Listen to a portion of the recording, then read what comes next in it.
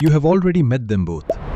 BFS, the calm one, spreading outward in ripples, and DFS, the adventurer, diving as deep as it can possibly go. But here is the question almost nobody answers clearly. What is the actual difference between them? And when should you reach for one instead of the other? Here is the secret that makes it all click. BFS and DFS are basically the same algorithm. They visit every node. They avoid repeats. They take the same time. Only one tiny choice changes between them. And that one choice changes everything. Let me prove it.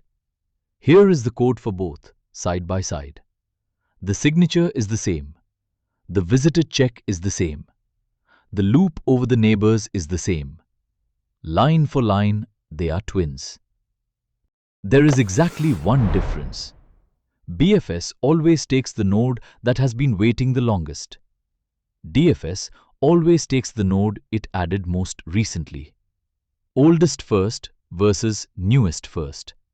That is the whole story. And that one difference comes down to one data structure. BFS uses a queue, a waiting line. First in, first out. Whoever arrived first gets served first. DFS uses a stack, a pile. Last in, first out.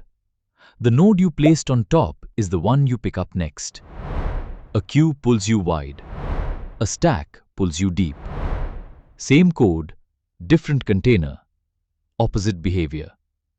So let us race them on the very same graph. We start both at node 0. Watch how differently they move. BFS on the left explores in rings. First node 0. Then everyone one step away. 1 and 2.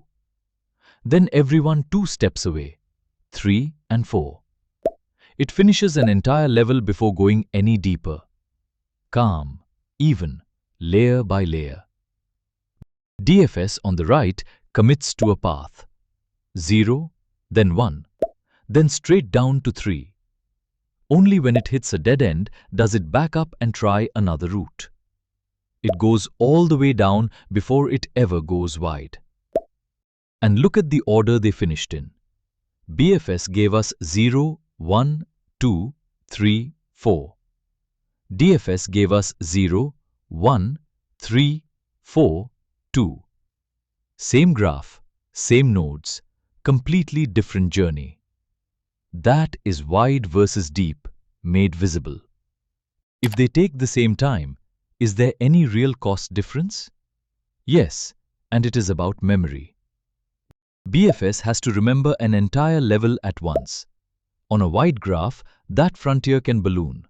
Thousands of nodes sitting in the queue at the same moment. DFS only remembers the single path it is currently standing on. Its stack is as deep as the graph is tall, but usually far thinner.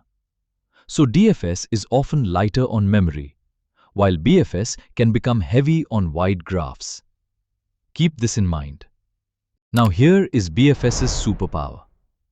Because it explores in perfect rings, the very first time it reaches a node, it has reached it by the shortest possible path. Fewest steps guaranteed. DFS cannot promise that. It might stumble onto a node after wandering down a long winding route. So if your question is, what is the fewest number of steps? BFS is the tool. DFS is not. So when do you actually pick one? Reach for BFS when you care about closeness. Shortest path, fewest moves. Nearest things first, level by level.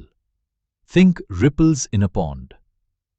Reach for DFS when you want to go deep. Explore a full path. Detect a cycle. Find connected groups. Solve a maze. Think one explorer, diving to the end of every tunnel before turning back. So let us quickly sum it all up. BFS and DFS are the same algorithm with one swap. A queue goes wide and finds shortest paths. A stack goes deep and explores fully. wide versus deep, queue versus stack. Learn both, and you have unlocked almost every graph problem you will face. If this made things click, do subscribe, and I will see you in the next one.